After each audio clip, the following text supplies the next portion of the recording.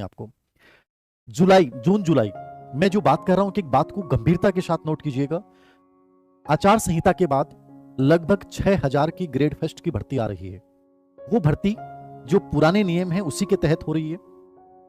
आचार संहिता के बाद ग्रेड सेकंड की भर्ती आ रही है। ये दोनों मैं आपको बताऊं लगभग पुख्ता सूचना के आधार पर बोल रहा हूं, ग्रेड फर्स्ट और ग्रेड सेकंड।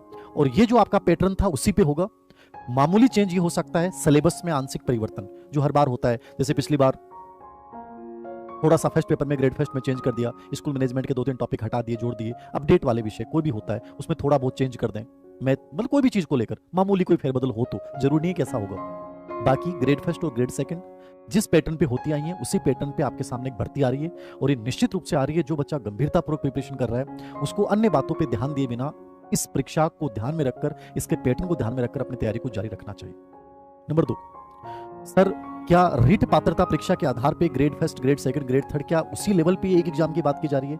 ग्रेड थर्ड के लिए पूर्ववर्ती बीजेपी सरकार में ये होता था कि रीट के अंकों के आधार पे ग्रेड थर्ड में आपका डायरेक्ट चयन होता था। उस प्रक्रिया को निश्चित रूप से फॉलो करेंगे।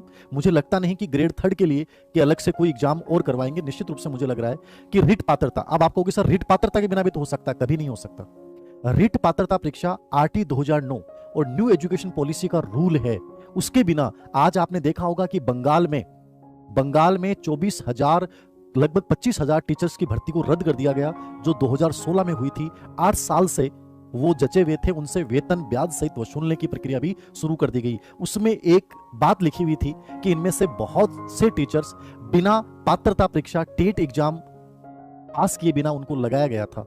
यानी ये एक बहुत बड़ी बात बोल रहा हूं मैं कि पात्रता परीक्षा मतलब रीट के बिना आप कोई भी एंट्रेंस एग्जाम कुछ भी कराओ वैलिड नहीं है।